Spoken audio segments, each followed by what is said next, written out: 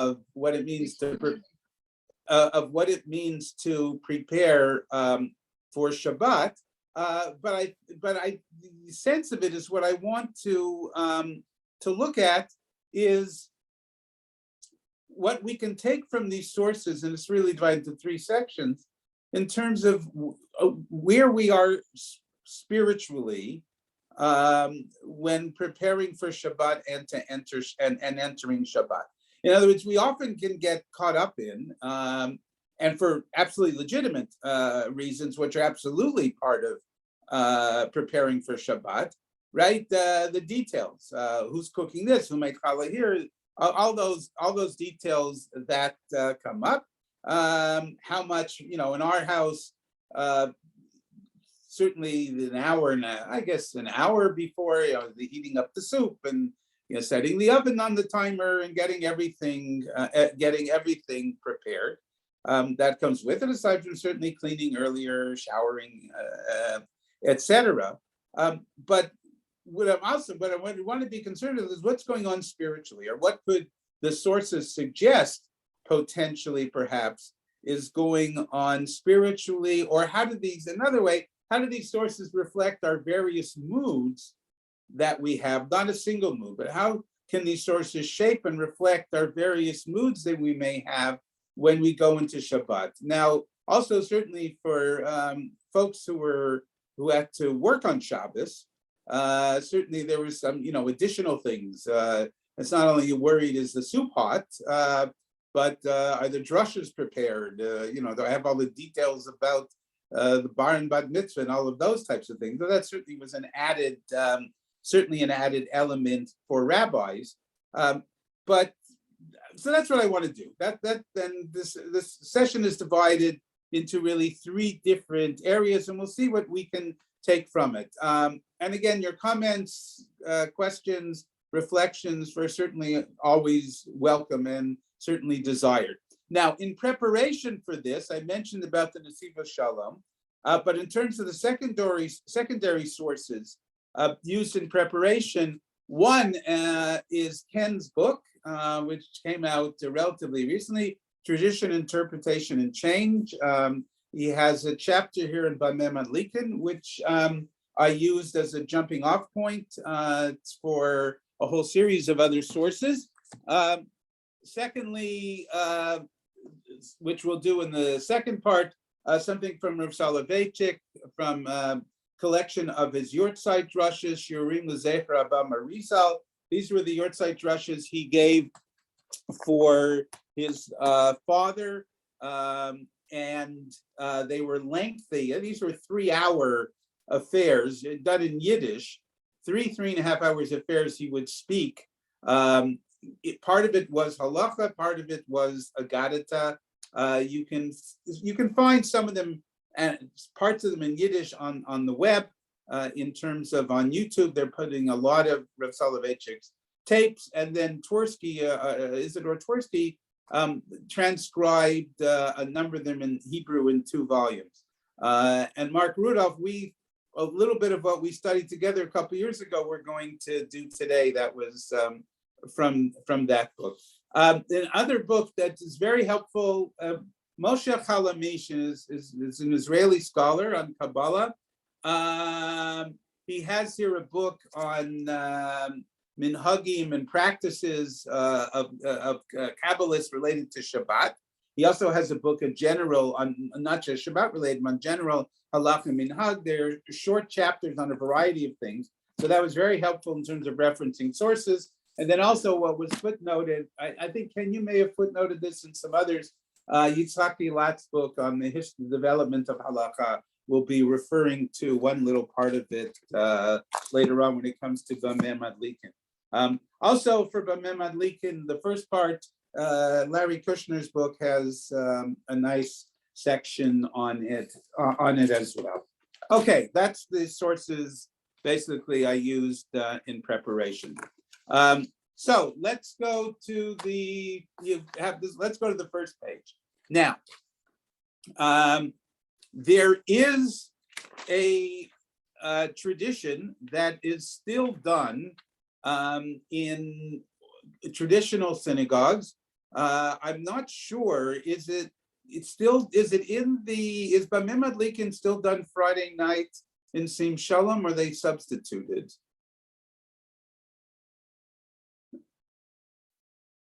Anyone know? Can you have a Sim Shalom there, or Ed, you have a Sim Shalom there? I didn't have access to one. Normally I would have looked it up, but I didn't have access to one.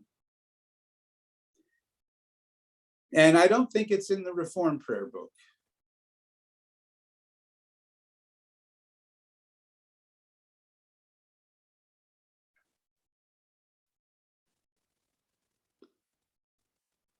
It would probably be after Lechadodi if it's there. I think it is not in the Reform Prayer Books. Yeah, it's not in the Reform Prayer Books for sure. In the Sim Shalom, in the original Sim Shalom, they substitute with a number of things from the Talmud about preparing for Shabbat, Hadlakat Haner, but not Bameh Madlikin itself. Parts of it. Oh, okay. They have Shloshah Dvarim. I'm looking in Slim Shalom and seeing what they have there. Oh, okay. Yeah, so it's still, you find this in traditional Sidurim, that what would be recited is as follows. I didn't give you all of Sim Shalom on the source sheet. I just began Bameh Madlikin and Bameh Madlikin. This is the Sim Shalom, all of Bameh Madlikin. The second chapter, this is chapter 2 of Shabbat, of the Mishnayot in Shabbat.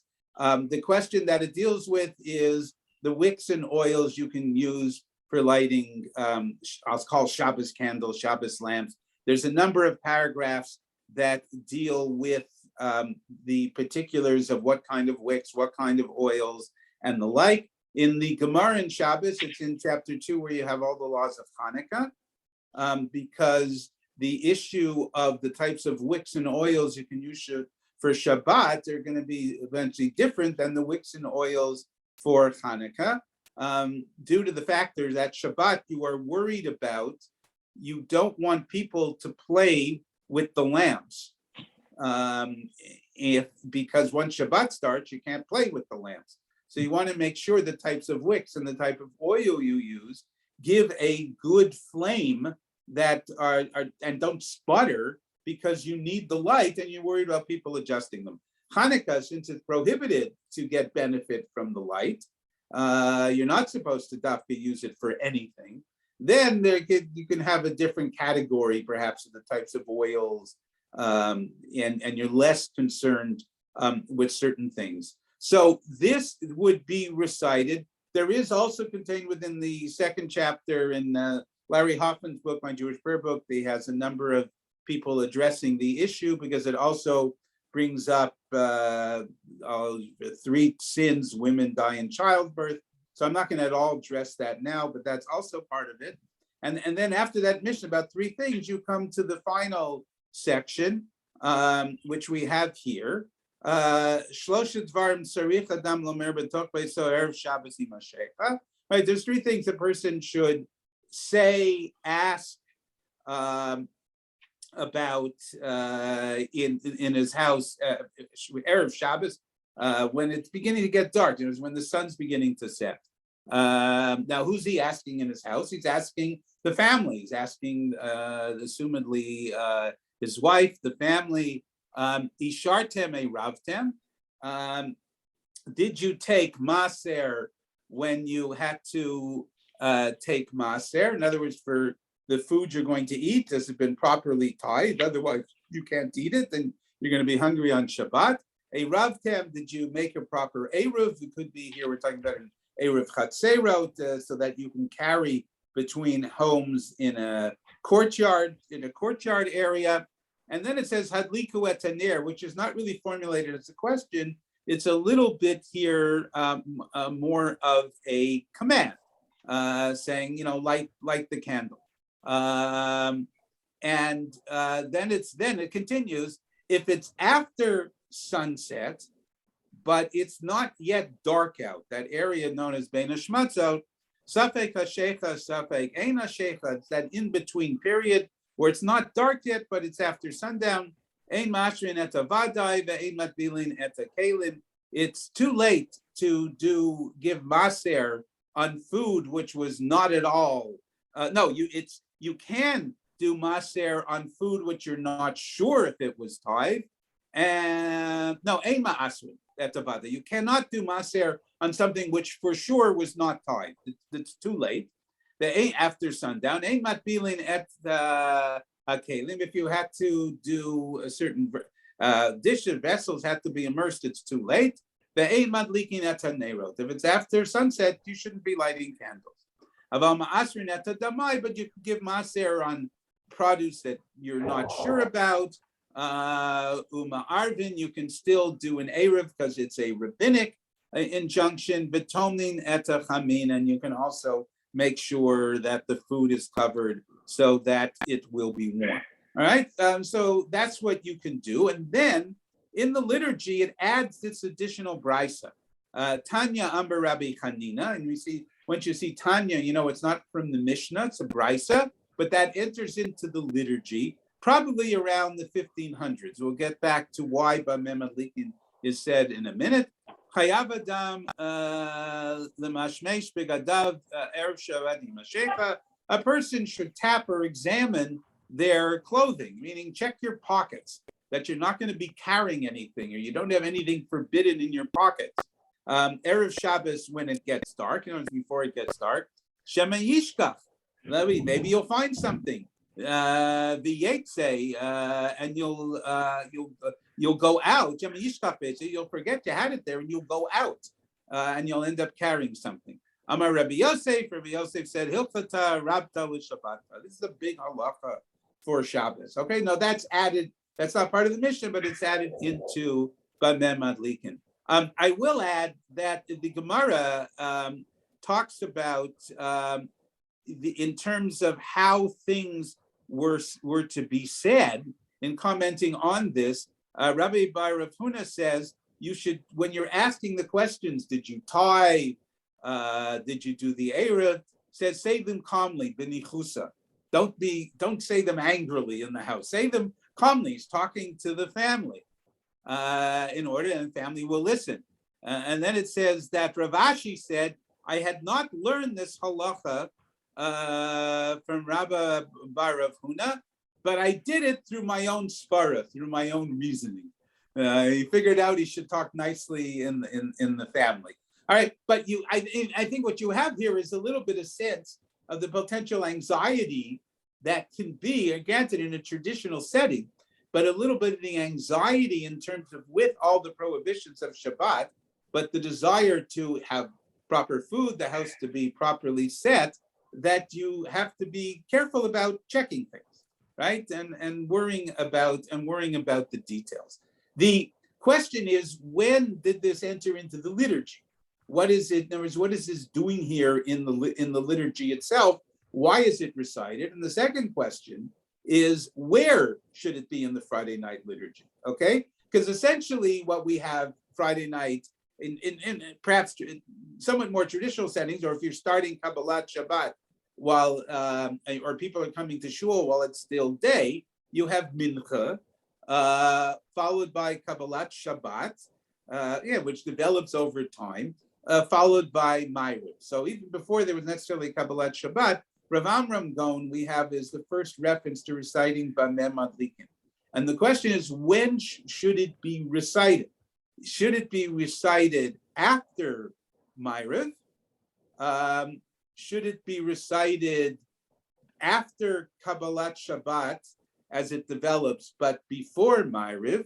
There's even one opinion should be recited before Kabbalat Shabbat, or maybe before Mincha, but before Kabbalat Shabbat.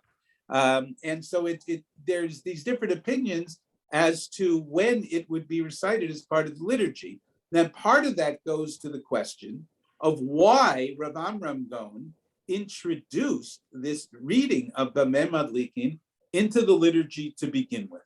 All right, what's it functioning as, and why is it there? So there's a variety of thoughts about it because we're not totally sure why. There are some who suggest that it was, and Ken, you talked about this a little bit a few months ago, for what's after Ma'ariv, Main Sheva, about the notion of having something in the liturgy after Ma'ariv, so people who come late will all be able to finish davening together and leave the shul on together, because the shuls were in the fields, and it would be safer for people to walk back together. There mazikin issues that people might face. So some suggest that's why Bameh Madlikin is introduced, to extend the davenings. We extend the davening so everyone can end on time and leave shul together. So that was one suggestion that was made. Gilat suggests that what this has to do, particularly in the introduction of from Amram Gaon's time, is that what this reflects is an or almost a polemic, but reassuring within the liturgy. It's clear against Karaites, because Karaites had the custom. It says in the Torah, "Lo tavaru eish b'chol moshvotechem b'yom Shabbat." Right? You can't burn fire in all your dwellings on Shabbat. Well, we understand that, and Chazal understood it as not that you can't have fire burning, you can't have anything to do with the fire. You can't transfer it, etc. You can't ignite it, but it's certainly fine to have fire burning of some sort, because certainly, as Chazal understood, you need it for lights. They understood, no, you have to have lights in the house. It relates to Shalom Bayit, it relates to peace in the house, and part of preparing for Shabbat is to making sure for the night of Shabbat that it will be light in the house. And so the suggestion is Rav Amram Gaon introduces Bameh Madlikin as the way it explicitly bringing into the liturgy the issue of Shabbat lights in the house, and that he's functioning as a polemic against the Karaites. Noam Vered found an interesting text from around that time that she published that says there was even a bracha before reciting Bameh Madlikin that would be recited. I'll just read it to you. It's in Gilat's book. So before Bameh Madlikin would be recited in Shul, Baruch Hashem Elokeinu melech haolam, asher bachar b'chachamim v'talmideihem. Okay, God chose the sages and their students. V'natan lahem Torah mehar Sinai ayedei Moshe Rabbeinu. He gave the Torah from Har Sinai through Moshe. V'tziva otam likro b'Torah v'mishnah b'Talmud b'chalacha liknot chayei shnei olamim. All right, and he instructed them that they should read in the Torah, and of course, since this is an anti-Karaite blessing, and the Mishnah and the Talmud and the Halacha in order to acquire eternal life. Ubachar b'Moshe Rabbeinu mikol neviim, and God chose Moshe for this. V'daber imo panim b'panim, peh adaber bo. Right, God spoke them face to face. V'acharav bachar b'Yehoshua talmido. Right, he chose Joshua, v'shivim zekenim, 70 elders, neviim v'chachamim v'talmideim. This should sound like Pirkei Avot, right? The beginning of Pirkei Avot. V'tziva otam b'shmirat Shabbat ubehadlakat haner shel Shabbat. All right, and so you commanded them for Shabbat observance and for lighting candles on Shabbat, and then you say Bameh Madlikin. All right. So I think that's so it's interesting. That's clearly that bracha they were serving a polemical, seems to be clearly serving a polemical function. There were other folks, however, who felt that Bameh Madlikin should not be recited after Ma'ariv, but felt and it should be recited before Ma'ariv, perhaps after Kabbalat Shabbat, or as I mentioned, even be after Mincha before Kabbalat Shabbat. With the feeling being that if you're going to recite Bameh Madlikin, and this takes it completely out of a Karaite anti-Karaite polemic, but looking at it functionally. But Madlikin, contained within it, if you read it, is a reminder of the things you have to do before Shabbat. So better to read it as part of the liturgy before Shabbat is actually started, so that just in case someone reads it and so, basically suddenly gets up, you hear oops, gets up and runs out of shul to go home, that would remind them of what they had to do properly. And so there it takes on much more of a functional purpose. It's not so much a polemical purpose, it takes on specifically a functional purpose there to remind people, have you prepared for Shabbos? Now you see this in the Bach in the tour on Siman, it's Reish Ayin, but we don't say Ra, we say Ayin Reish, 270. The tour says, V'nohagin lomar mishnat b'memad likin, before, during the davening, lefi sheyesh ba din hadlakat ner, the gimel devarim shetzarich adam lomar b'toch beiso erev Shabbos im hashecha. All right. Now it's interesting. The Torah says it's the emphasis here is not on only the candles, but also on the three things to recite your house before Shabbat. If it's an anti-Karaite piece, you're much worried about the candles, the lights. But here already he's emphasizing both elements, and he says v'noagin ba'ashkenaz shelo omra b'yantaf etc. You don't say it on Yantaf when it's erev Shabbos because it's too late to say those three things, etc. Okay, so the Bach comments on this. V'noagin lomar mishnapa memadlikin, and it says v'nira mehas seder shesadar Rabbeinu dedato hi sheyomar b'memadlikin achar tfilas arvis. Said you would do it after Ma'ariv. That's what the Bach comments from the Torah say, suggesting that according to the arrangement he has, you would say Bameh Madlikin after Ma'ariv. The Kasha, the Bach says it's a little bit difficult. Adarabba, Tov Yoter Lomar, Kodem Tfilas. Mikmesha Kibel Lav Shabbat. It's better to say it before davening, before you've accepted Shabbat. Kadesha Yishkor Lav Ziro Gimel Devarim. So to be prepared, warned about the three things. Ulatakein Hashemet, Ptila, and prepare the Shabbos candles. Because there won't be anything wrong with them. But after you've already davened Ma'ariv, what purpose does it serve? What benefit does it have?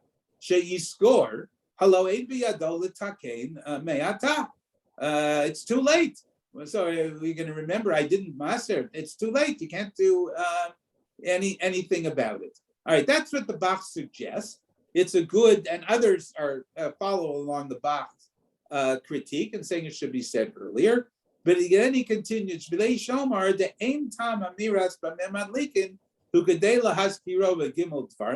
the reason to recite it is not to remember these three things, and to warn his household. Ella, but he has another reason. He says, since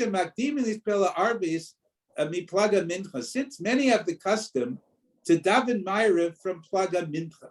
In other words, you have the situation where you can daven Ma'ariv, right, after Plaga Mincha, which is an hour and a quarter before sundown. So you can daven, if you daven Mincha before Plaga Mincha, although it's still light, you can daven Ma'ariv after Plaga Mincha.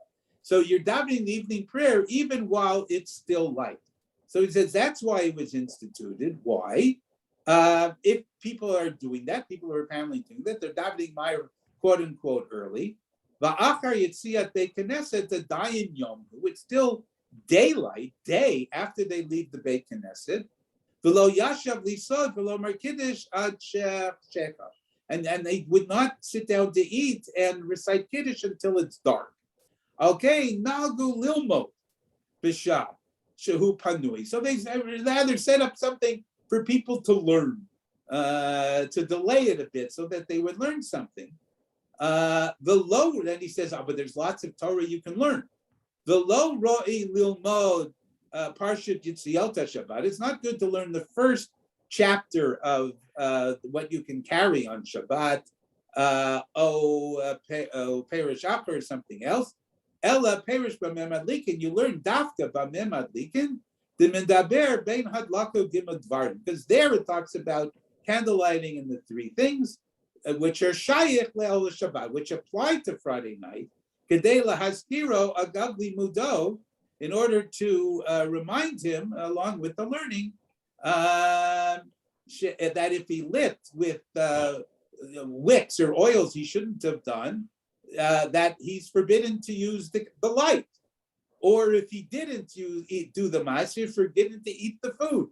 Or if he didn't do the Erev, he's forbidden to carry from house to house. Now that's an interesting thing of the Bach.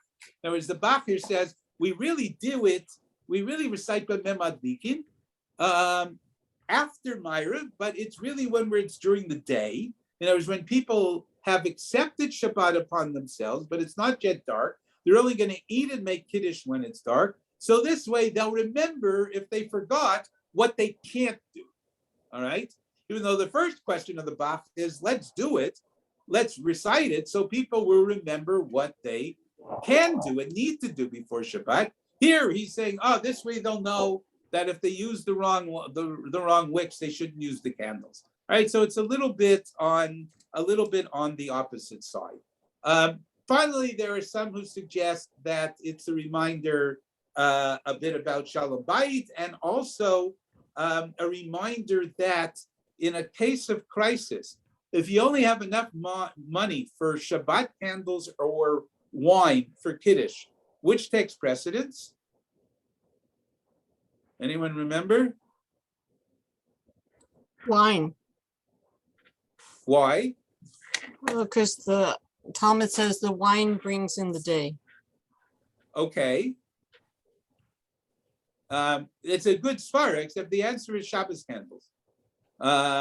Even though it's more, even though wine with Kiddush may be more of a halachic necessity, one could argue, but you can make Kiddush on Challah too, because the Shabbos calendar is associated with Shalom Bayis, and Shalom Bayis takes precedence. And so it's coming to remind you that the candles take precedence. Okay, that's fine. That's what I do with B'mem Adlikin. But what I want to leave you with this, I mean, my desire to do this is to suggest that one aspect, again, of Kvod Shabbat, of preparing for Shabbat, is, I don't want to say anxiety.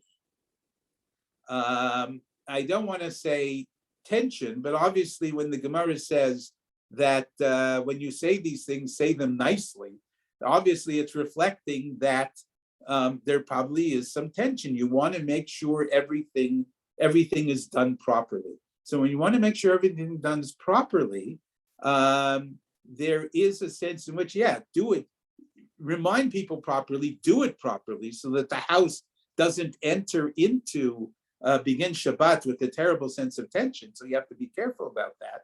But one aspect of preparing, of Kvod Shabbat, preparing for Shabbat, is to make sure you have a little anxiety, just to make sure, was everything done?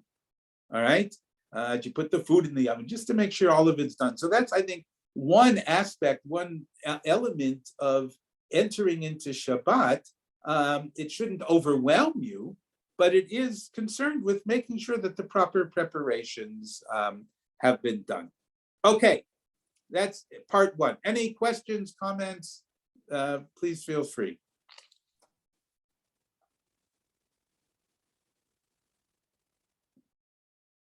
All right, hearing none, we'll go to part two.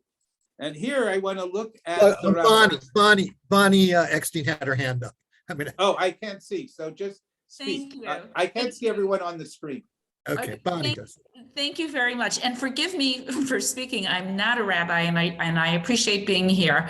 My question is really about sort of the idea, and maybe the answer is that it's historically accurate, that this person comes in and is, asking and has to ask in a nice way, was all this done? But it seems to relieve him, or the asker, the head of the household, who is presumably a man, of any responsibility for these things. Like, it doesn't, the onus seems to be on everyone else in the household, but not on him. His obligation is to say, did you do it, but not to have done it himself. And that is, again, it could be that it's just historically accurate. It's the way it was done then, but that would be my question. Yeah, thanks, Bonnie. I was actually hoping someone might raise that. I think you're right. And I think what we have to do with this is then to feel free expanding it to all members of the household, and a little bit here breaking down what maybe people may conceive of certain traditional roles. You do see this when the Rambam will talk about it. I don't know if I gave you that specific Rambam. I didn't include it, but when he talks about preparing the house for Shabbat, and you see this in sources talking about, even Talmidei Chachamim would get involved with it. In other words, part of it is your own active work involved with it, and not just the act of saying, well, was it done? For sure. And I have no issues with that at all, of putting it, of expanding that sense, certainly of consciousness of it. Absolutely. Michael, it does, the Talmud does mention some places where things that rabbis did to prepare for for Shabbat. Was it someone singeing the hair off of the goat or something, and someone preparing candlesticks so that then his wife could light the candles? Seems like that's mentioned somewhere else. Yeah, and then it's reflected in the Rambam also. Yeah, thank you. Yeah.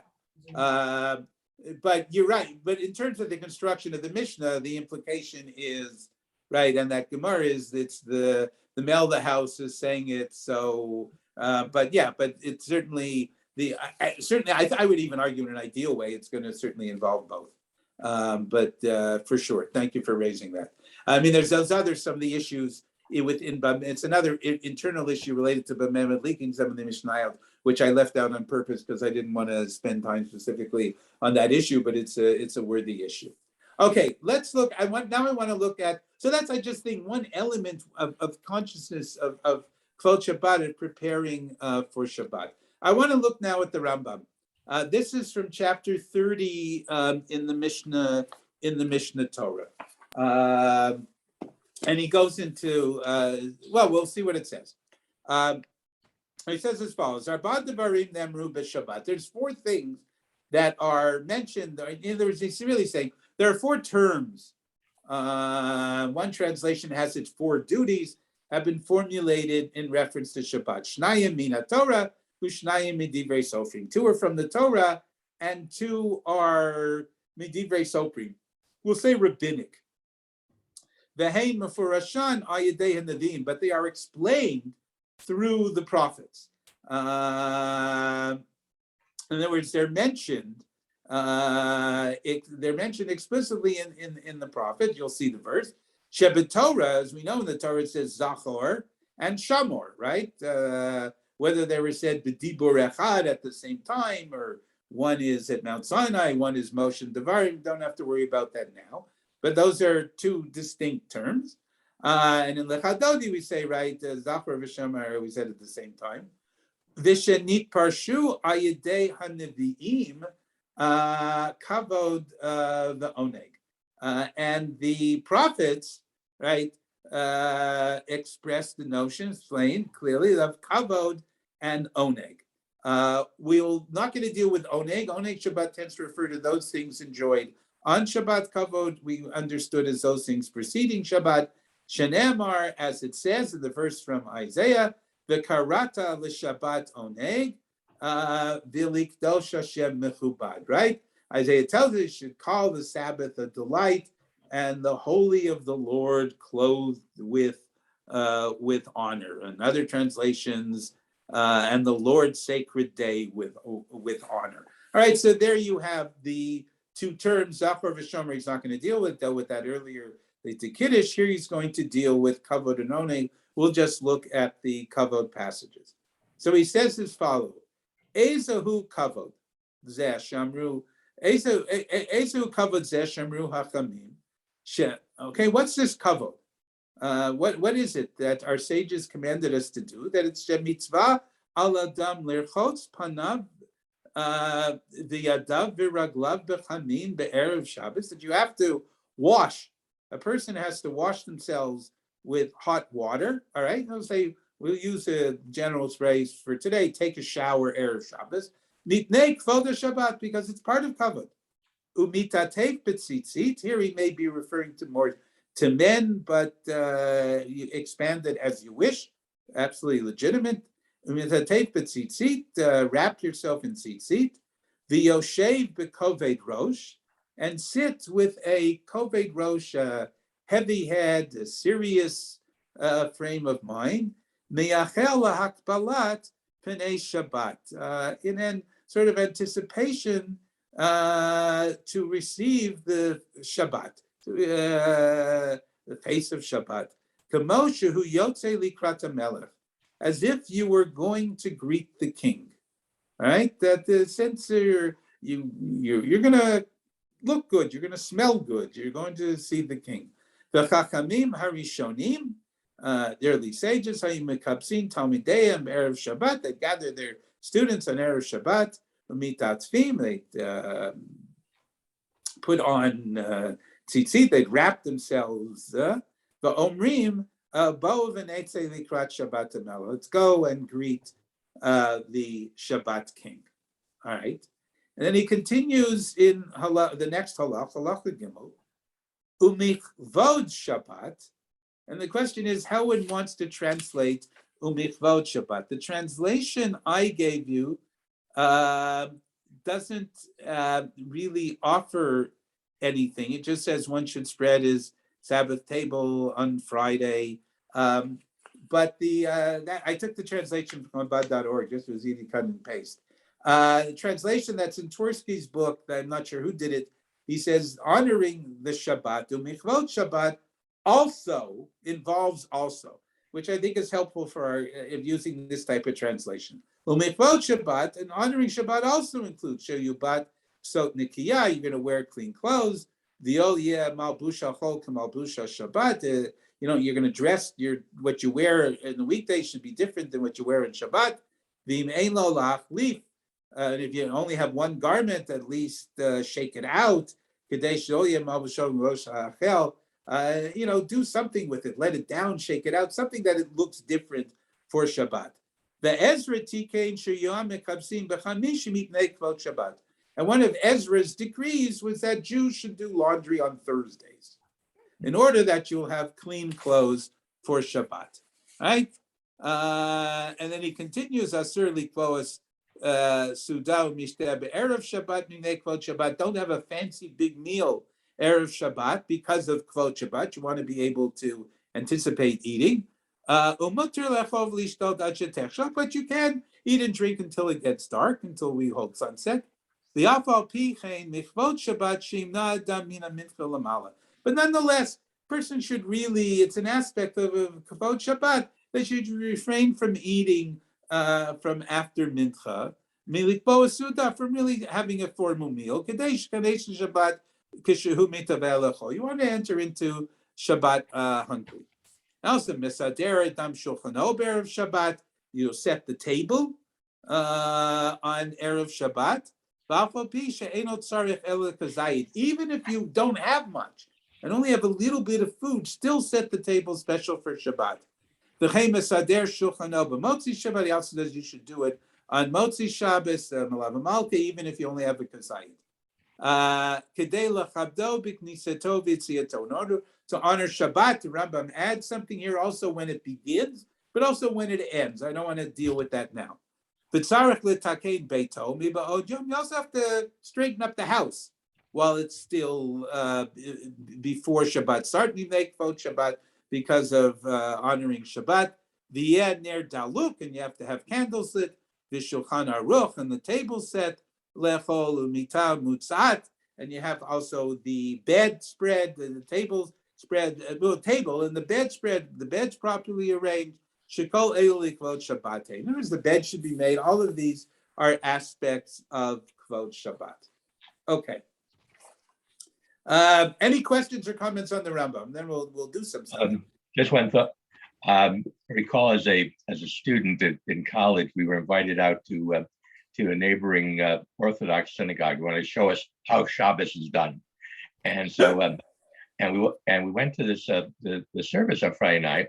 Everyone's dressed in nicely in their suits or whatever, and one fellow's dressed in golf clothes, and he says, I'm doing what it says. I should wear something different. He says, all week long, I'm an attorney. I'm in a three-piece suit. He says, so on Shabbat, I put on my golf clothes and come to shul that way.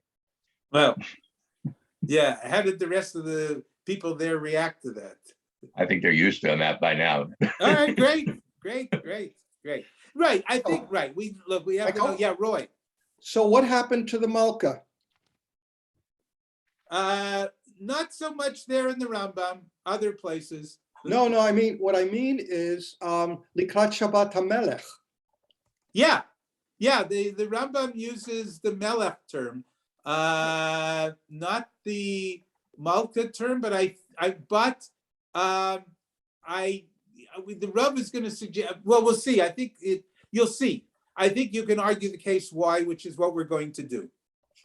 Okay, in other words, I'm not sure if he's so much excluding here the Malka aspect, though he might be, I don't know. But the Melech aspect adds something to this. I see. All right, and that we'll see. All right, Margaret put something in the chat. Rivka Glick has her hand up also. All right, good. Yeah, I can't see everyone, so just feel free Oh, to speak what I up. learned was there are Talmud pieces that go back and forth with the king, but the Kabbalists introduced the Malach more than the king. They introduced more of the feminine Malach, whereas both of them are present in Talmud pieces. Yeah, all right. No, thank you. Well, I think we'll see why the Rambam here is going to be emphasizing Melech a little bit. Okay. Any other comments or questions? All right. So I want to share with you what a point Rav Soloveitchik made in that Yortzeit Drasha on Kibbutz and Oneg Shabbos, based on this Rambam. If you notice between 2 and 3, halacha beis, halacha gimel. So my question would be, how does the Rambam define Kibbutz Shabbos? Right? He begins Beis Ezahu Kavod Zeh. What is this kavod, right, that you have to do, which involves, I'll say, washing hands, okay, what we would showering today, in hot water, wrapping oneself in tzitzit, sitting bekoved rosh, in anticipation of greeting Shabbat, with the sense you're going out to greet the king, okay? And then he quotes that the sages, according to Gemara, this is what the sages would do. And then in Halacha Gimel, it begins Umichvod Shabbat. And as that translation I have says, and also involved in Kavod Shabbat is clean clothes. And then he comes to setting the table, having candles, and the like. Okay, and the bed set up, everything, and the house set up nicely. Right? So the Rav makes the point that what the Rambam seems to be doing here is distinguishing between halacha beis and halacha gimel. Whereas in halacha beis, you have what perhaps is the key definition of Kvod Shabbat. And then in halacha gimel, Daled A continues, these are other aspects of Kvod Shabbat, but they're somewhat different.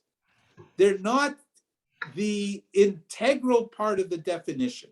Okay, they're added onto it. They're aspects of it, but the integral part of the definition of Kvod Shabbat is what he says in halacha in the second halacha.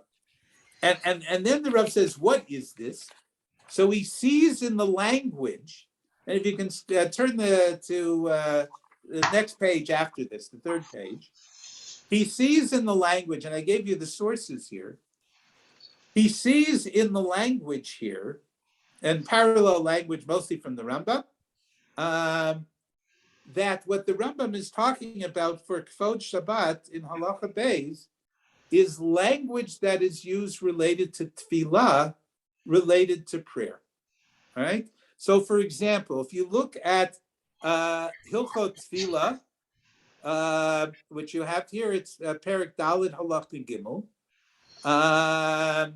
He's talking about how you have to be, that your hands, your body, your hands should not be dirty for tefillah. But okay, it's talking about a case, won't get into that, where you're only your hands. The rest of you may not be so good, but your hands have been clean, they're pure for Shabbat. B'shar tefillot, chutz mi tefillat shachrit. That's okay for other tefillot, mincha, ma'ariv, if you're just your hands are clean, but not true for shachrit. Aval shachrit, but for shachrit, rochetz panav v'yadav v'raglav. You have to wash your hands, your feet, etc. V'acher kach yitpalel. And after that, you would pray. And then he says, but if you're too far from water, okay, you can rub your hands clean, etc. But you'll notice, at least certainly for shacharit, you have the language of rochetz panav, v'yadav, v'raglav. All right, that's that language of washing associated here with tefillah. You look at Laws of Tzitzit, chapter 3:11. Even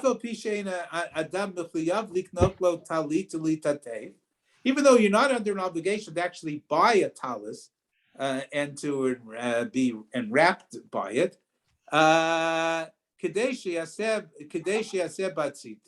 in order to fulfill the mitzvah of tzitzit, ein rui la'adam chasid she'yiftor atzmo mitzvah zo. A pious person should not exempt themselves from this mitzvah. In other words, the mitzvah of tzitzit only applies if you're wearing a four-cornered garment. So but you don't have to wear a four-cornered garment. But he says, ideally, the pious person would wear this type of garment so that they would have tzitzit on it. However, he adds, Ela olam yishtadel liot atuf b'ksuta michyuchevet b'tzitit kedei shekayem mitzvah zu ub'shat hatfilah sarich lizaher b'yoter. That you should nonetheless try to do it, and when you're davening, you should be particularly careful about doing it. Okay. Genaihu l'talmidei chachamim. It's something which is disgraceful for talmidei chachamim to pray and not to be properly wrapped, properly robed with tzitzit. All right. Now, so again, you see that tzitzit language associated specifically with tefillah, with prayer. Koved Rosh, you have here, the Gemara says, Ein don nitpalel mitoch Koved Rosh. You can only stand in prayer with Koved Rosh, heavy head, a sense of gravity of what you're doing. And the next Rambam is from Hilchot Tefillah, chapter 4, about proper intent for prayer. Kate said hiya kavana. What is kavana, proper intent? She'yifneh et libo mikol machshavot, that you should turn from yourself all extraneous thoughts. V'yireh atzmo kilu omeid lifnei hashchina, and you should see yourself as if you're standing before the divine presence. Lefichach tzarich leishev ma'at kodem atfilah, and you should sit for a few minutes before davening. Kedei lechavein et libo, to properly have the proper intention. Va'acher kach litpalel, and then you should daven. Okay. You see all these references.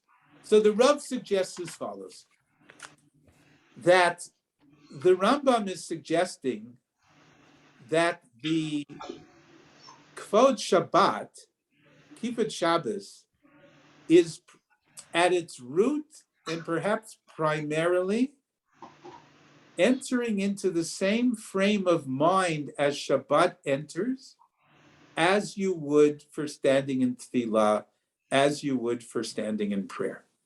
All right? And so this notion of washing, tzitzit, sitting bekoved rosh, anticipating, greeting. Now here the Rambam uses Shechina instead of Melech, but which I acknowledge, but I think it's really parallel in what he's suggesting. In other words, here what the Rambam seems to be suggesting is that for the proper frame of mind for entering Shabbat is a sense in which one has a consciousness of standing before God with the intention of welcoming Shabbat as you would be standing in tefillah, standing in prayer. All right? Now, it's interesting. It's a very different consciousness. It's not contradictory, but it's a very different consciousness than worrying about, have I done maser? Have I checked my pockets? And, all of that type of thing, right? Here, there's an essential sort of spiritual, thanks, Norman. Here, there's an essential spiritual consciousness of what it means to enter Shabbat. To end the work to be done before Shabbat is the work of spiritually preparing yourself to stand before the Shekhinah, stand before the King. All right, it's very much more a spiritual act than anything else. Yes, it involves taking a shower and wearing the proper clothes, all those physical things. But it's a sense of this spiritual consciousness. I'll read you a little bit from Rav Soloveitchik, because we then also have to deal with what does he do with the Umichvot Shabbat, those other categories about setting up the house. Here, let me get the right page. Hold on.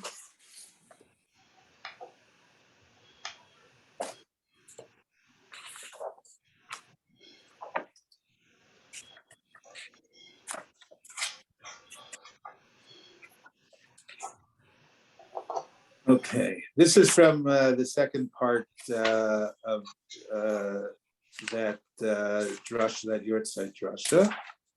All right, so he begins by listing the Rambam and the references to those other Rambams that we saw, and he says as follows: Im hilchot elu mishtaychot gam lekibud Shabbat. That these halachos of prayer, right, also apply to honoring Shabbat. Anu yecholim lahasik b'pshitut.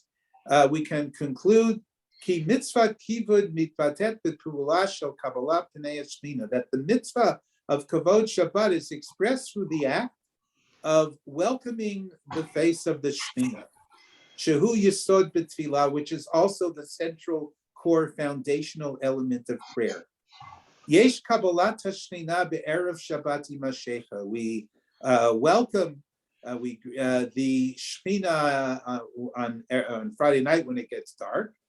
The ikar kiyuman, the primary way of fulfilling it, hu lo b'kishut habayit, is not through the house being decorated, the piura makom, or the place we are in looking nice and decorating that, and the house arranged. Ki im b'kabbalat paneha, but rather in receiving the face, b'hatim lehilchot, in a way that's parallel to, in agreement with, the laws of Kabbalat Pnei Avinu, of receiving our Father in heaven, Shabbat Shemayim, v'amidah lifnei Hashem, and standing before God. Lachein, therefore, nishna halacha shel kavana b'kivud Shabbat. So we have the halacha of intent for honoring Shabbat, the ofan domeh letfilah, in a way that is parallel to prayer. V'harambam medaber al derech koved rosh, which is also the basis of kavanat halev, and that's what the Rambam says. V'yoshev v'zrid b'koved rosh mechel kavlat pnei Shabbat kamo shehu yotzei likrat hamelech. Mihu hamelech hu hakodesh baruch hu b'chvaldo v'atzmo. It's God. Sheyarad mishmei miromim, who descends from the upper heavens, el chavratam ba'olam shel shomrei Shabbat v'korei onei, God descends from the heavens into the tents and the fellowship of those who observe Shabbat and call it a delight. Masha anu korim kabbalat Shabbat, what we call welcoming Shabbat, is not just a piece of a term, a regular term we use, ela mivatei et malhuto shel kivud, but it describes the very character of honoring Shabbat. Kabbalat pnei HaKadosh Baruch Hu, except welcoming the face, welcoming God, al yedei rechitzat yad, through washing, being enwrapping oneself, and with kavanat halev, proper intention. Nipsa, we find kibishbina merkazit shel kivud, that the central aspect of kivud erev Shabbos, as Shabbos is about to begin, but just before, in biyichalo b'tziviyato legilui shchina, in this expectation and this anticipation of the Shekhinah being revealed, ulebiato, and the Shechina coming of God. If we are filled with this aspect, if we have this sense of this aspect of welcoming the Shekhinah, all right, as yeshna mod chiyuvim, then we also have other obligations of kivud Shabbat, like a clean garment, the house being beautified, a lit candle, the table being set, etc. However, he says, Barab, einam ela totzaot to toda'at nochachot HaKadosh Baruch Hu etzlo, where these are only the result of the consciousness of being in the presence of God. V'zeh ma shekatuv Rambam, and this is what the Rambam said, that their students would gather early, go out to greet the king. Kibutz talmidim nachush mihu shanu mekablim pnei HaKadosh Baruch Hu, we welcome the face of God, b'chinat, to the aspect by Yotzei Moshe ta'am likrat Elokim, as if at Sinai Moshe took the people to greet God. B'kitzur, to say in summary, kivud hu amidah b'nochachot hashchina. Kivud Shabbos is standing in the presence of God. And Michael, he adds, yeah. Yeah, he seems to be making the Rambam into a Kabbalist. Or a chassid. I don't know into a Kabbalist. I'm not. I wouldn't say he's making him into a Kabbalist. He's certainly making him into a sense of a certain type of spiritual presence. Well, right. That I will agree. That's what Kabbalat Shabbat is to the Kabbalist, right? You go out to yes, but this is pre-Kabbalat Shabbat. But he's also making it a much more difficult thing for ordinary Jews. It's not hard to through all the preparations that one does in anticipation of the coming of Shabbat to be mechabed at Shabbat and to see the importance of Shabbat and I mean, how many of us have ever experienced even tefillah as coming into preparing for Gilui Hashchina? It's an almost impossible thing for most of us. I would say, is this aspirational? Yes, this is absolutely aspirational. I'm also reading from the Rav's understanding of the Rambam. So what the Rav, this is the voice of the Rav. Through Yiddish translated into Hebrew, right? This is what he's making a claim the Rambam is doing. So yes, the Rav is making that claim for sure. Is it aspirational? Absolutely. But I think it's an important complement to the anxiety about worrying that everything's been done. In other words, it's not either or, obviously. But this is something aspirational. And the other aspect of this, which I think makes it difficult, and I think you're right, is that, or I would put it this way, is it easier to do in Israel? By that I mean people have off Fridays. The challenge of doing, really preparing for Shabbat is most people don't have off Fridays. And so you end up with the rush, right? The rush before Shabbat, is everything done? And you lose possibilities of this experience. In Israel, it's easier. If you've been to Israel, Erev Shabbat, right? To go to the shuk in the morning, people buy, they're cooking, yeah, but they're also doing that Thursday night. It's a very different experience. The challenge of this is Shabbat doesn't just begin at Shkia, right? I mean, the challenge of this is, you're right, Shabbat, what he suggested here, requires a certain amount of preparation ahead of time that where we live, it's hard to do, no question. There is an aspirational sense here, but I think it's an important reminder.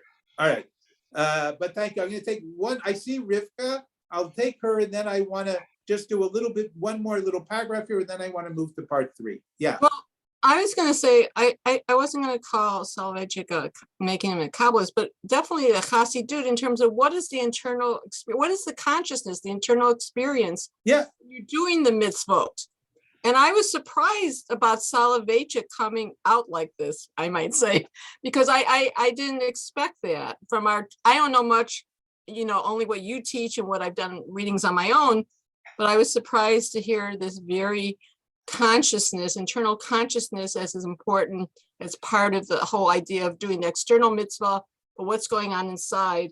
And by the way, Rabbi Berger, there are some of us in many groups that do have prayer and Shabbat experiences like this. And I find that people in different groups have more ability to do this preparing from Shabbat for this consciousness stuff since COVID, because we have more time on our hands maybe. But groups that I'm in have more consciousness raising than they do halachic following. So it's easier for them to do. All right, right, okay, fair enough. Let me just continue, okay? I want to read another short paragraph. Im Kain, if this is the case, Yeshnan shtei mitzvot kibud. If this is the case, there are 2 mitzvot, as he says, of honoring Shabbat, preparing for Shabbat. Ikar ha-mitzvah be'erev Shabbat lekabel pnei Shechina. The core one is welcoming the Shechina. Bet sheyeh habayit muchan mefuar mikoshet v'shiat libush b'gdei Shabbat. That the house has to be prepared. That you have to be wearing nice, clean clothes. Kimuvan hakiyum hasheni nova min harishon. Right? But it's understood that this second imperative of having the house, having the table set, flows from the first.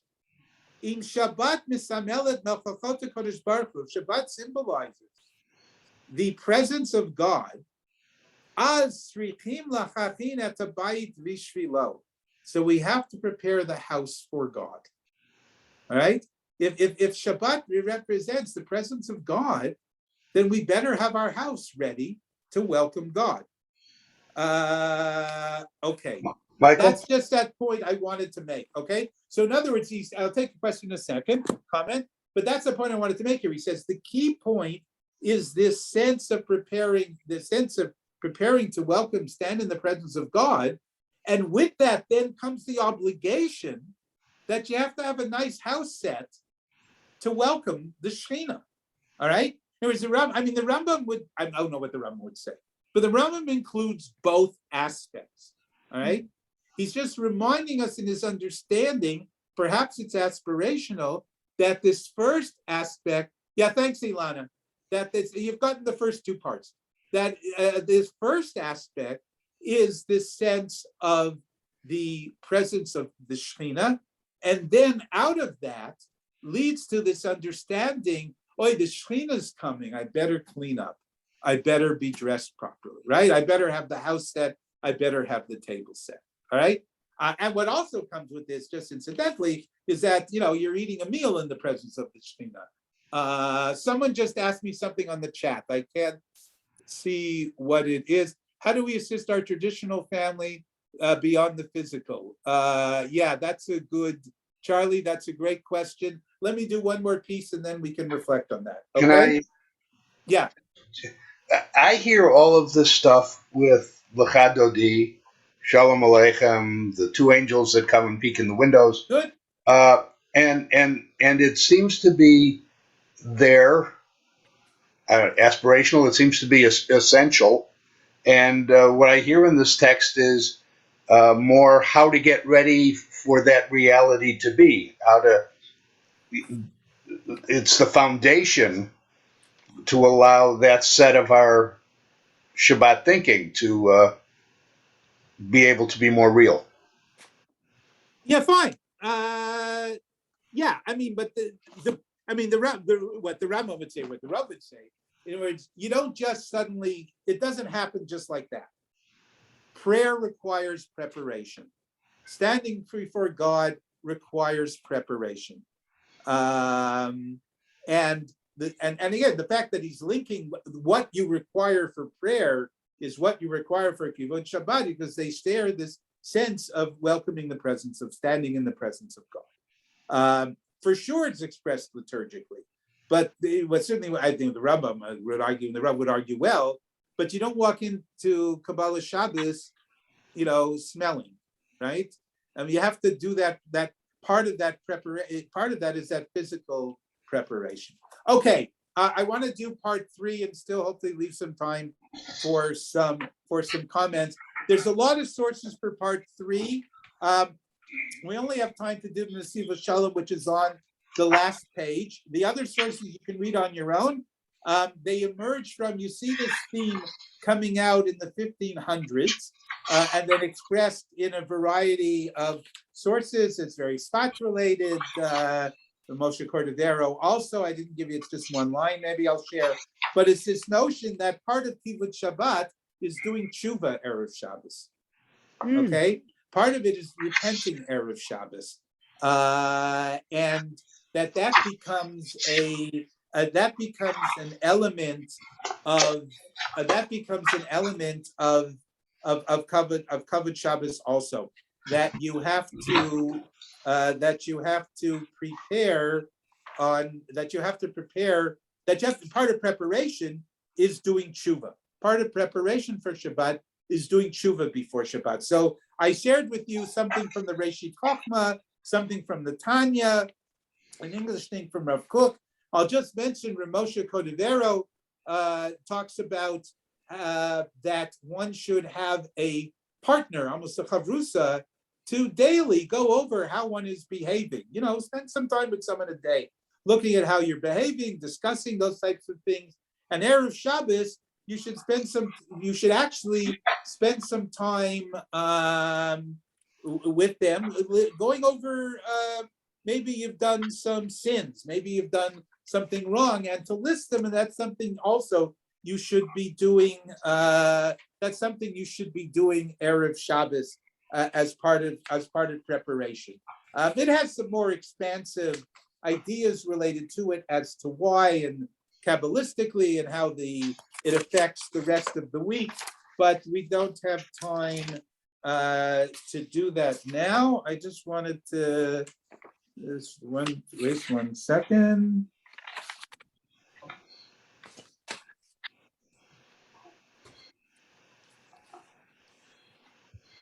I'll just turn to, before we do the Hasidic source, look at the page, has 141 and 151. This is from the Reshit Chochmah. I just want to read the last line of 151. Well, the last line on this page of 151 that goes to the top of the next page. Just an example of it. V'chein rui yomar adam bilibo achar shetikein sorchei Shabbat me'achila v'shtiya, that a person should really consider after they've prepared the food and stuff for Shabbat. They should ask themselves Erev Shabbat, Umata kanti le'olam shekulo Shabbat. What have I prepared for the world to come? Right, that is all Shabbos.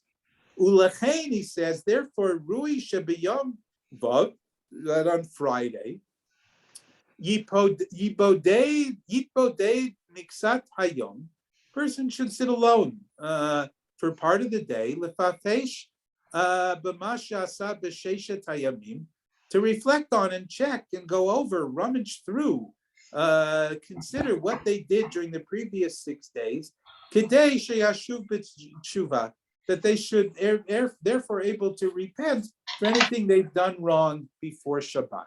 Okay, now it's related to a sense of consciousness. Shabbat is going to bless the next week also, but they do have this theme of tshuva being introduced.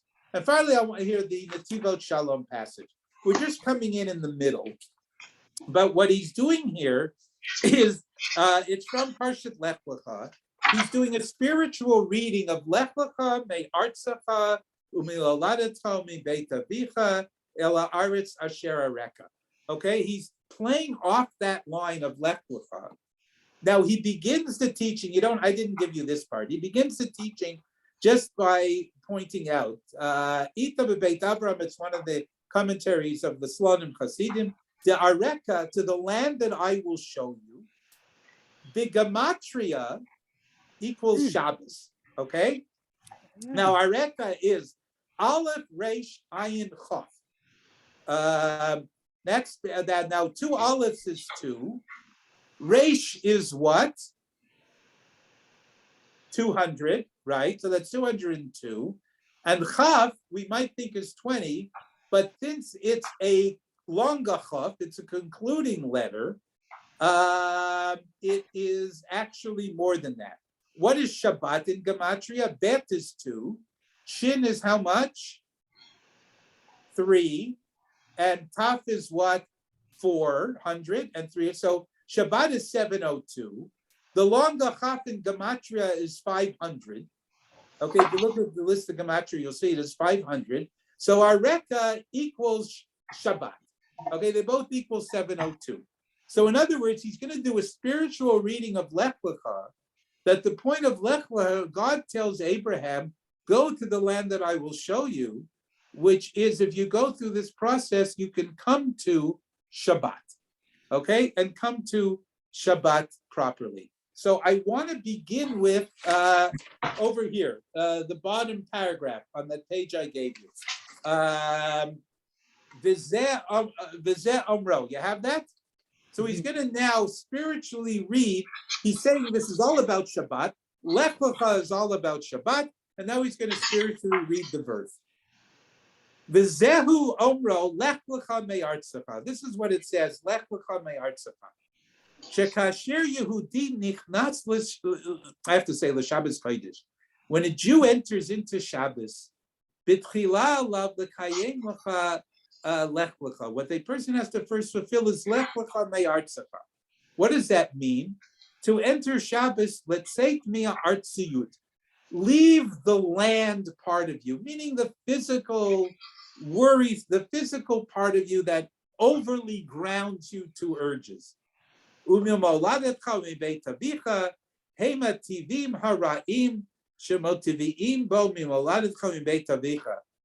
are part of some things that the negative parts of you that are ingrained in you from your birth and from your father's house. Meaning we all cultivate some negative behaviors. And you and characteristics, and you want to get to the land, which here is Shabbat, you have to leave those aspects. Mikol inyanim elu alav latzeit menisato l'Shabbos kodesh. All of these you have to leave when you're entering into Shabbat. Ukemaimer Maran Sefer Kodesh Mislanim. And he quotes one of the Slonimer teachers, Zera Yirash Ara, their children should inherit the land. The Chazal, and he quotes the Gemara, which is the Brisa at the end of Vamem Adlikin. Chayav Adam lemashesh bevigdo erev Shabbos imashecha. Okay, that a person has to examine their garments erev Shabbos when it gets dark. Right? We said, why do you have to do that? You don't want to end up carrying anything on Shabbos. But being a good Hasidic Torah, what is bigdo? What does it mean, your garment? Humilat bogdav. It refers to your transgressions. Remember, what do we say on your confession? Ashamnu. Bagadnu. Bagadnu, right? It's referring to those things you have sinned. That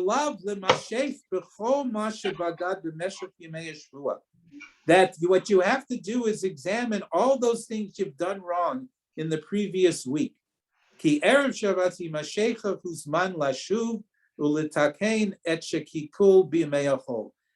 Shabbos is the time to do tshuva and to repair anything damaging you have done during the week.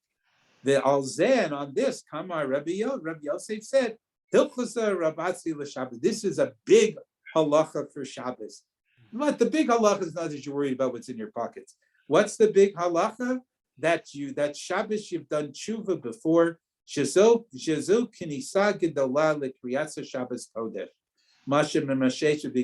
This is really an important thing about welcoming Shabbat, that you've examined any sins you're done wrong.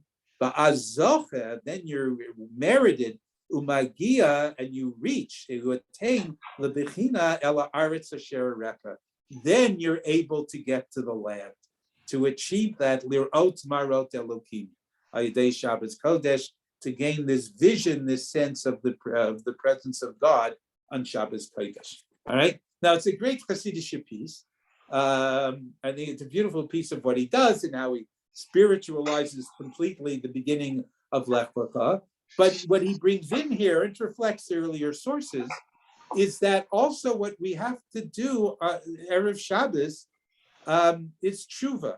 Now, I think, look, I'm not suggesting that you spend hours, doing tshuva, but he is suggesting, or maybe I'll take it a step further, is that it's not a bad thing, Erev Shabbos, to make sure everything is right with your wife, your spouse, the other love of your life, and your kids and friends. If you think you've done some stuff that you messed up during the week. He's not talking about here radical tshuva, okay? You'll see in the piece from the Tanya, he's talking about tshuva to tata, lower tshuva, to get to the higher tshuva of Shabbos. You can look up that piece. And if you're unclear about higher tshuva, lower tshuva, just Google it. Chabad has a lot of info on that. But he is introducing this other element that makes sure to do Shabbos properly as best as possible. Make sure before Shabbos, at least things are okay with those with whom you are most intimate and most friendly. It can't be with everyone, we know it's hard, but make sure your house is in order. And that's part of the spiritual journey of getting to the land of Shabbat, okay? Of standing and being able to really be in that frame of mind of properly welcoming Shekhinah, welcoming Shabbat. So just to summarize, and we'll take a few minutes for questions or comments. I just tried to show here three distinct elements, okay, of preparing for Shabbat. There's the element of getting everything ready, all right, getting everything ready, which brings with it a certain anxiety, right, that you always have to check and make sure it's done. That's why I think you have that Gemara, make sure you do it in a nice way, right? You don't want to wreck everything so that everyone's miserable just as Shabbos is starting. I've been guilty of that, and not frequently, but I've been guilty of that. And when you're running on kids and making sure, there's a lot of rush and anxiety. Number two, the Rambam of, can you prepare yourself for the consciousness of standing before and welcoming the Shekhinah as a critical element. That's very aspirational. Part of it's liturgical, but it also sets a certain framework of what does it mean to take a shower before Shabbos, right? I'm taking a shower before Shabbos, not just so I'll be clean, but I'm going to be standing before the Shekhinah, before the king, before the Malka, before the queen. I have to take a shower, and therefore I have to also make my house a welcoming place. So I'm not only welcoming guests, hopefully if I'm able to, I'm welcoming the Shekhinah. And thirdly, this sense of preparing for Shabbat involves a sense of tshuva, that try to have your house in order, particularly with the people with whom one has the close relationship with. It helps with balabatim too, but try to have everything in order. And so that when you're calling, the Shabbos to people, and if something messed up during the week, try to unmess it as best as you can, and try to make sure your family and the people you love, you're together, so that you're able to really get, as the Slonimer says, to the promised land, which the promised land doesn't deny the reality of Eretz Yisrael, but also the promised land here being Shabbat. Okay, that's what I wanted to do. I'm happy to we have a few minutes, questions, comments, Michael, and think about, how do you teach this to people? All right. Michael? Yeah, and just speak up because I can't see. So just speak up and fight. So I just want to say, I think you've given me the answer to the question I put in the chat. I will try it with my family and loved ones this Friday, and thank you very much for a wonderful session. All right, thank you. But in doing that, do not point out what they have done wrong. Say what? Take only responsibility for yourself. Michael Yashikoff, first of all, I really appreciate the way you ended, because in the beginning we spoke about all the tension in the household trying to get everything ready for Shabbat, and in the end we talk about how to get rid of that tension and to alleviate it. Well, it's great. I mean, what he does with that brisa, right? When I first learned it and read this brisa, oh my God, it's just changed everything. Yeah, yeah. Really nice. Any other comments, questions, rebuttal? Yeah, Rivka. Oh, Roy can go first. Right. Oh, Roy, please. I can't see you on the screen. So yeah, don't be bashful. Speak up, Roy, please. You're muted. Roy, unmute yourself. And I thank you, and thank you, Michael. This was wonderful. When I hear the Rambam talking about washing your face and hands and feet, I think about the stuff that I've learned about Islam and their preparation for prayer. And I wonder if there's some kind of influence going one way or the other, given that the Rambam was clearly living in a Muslim world.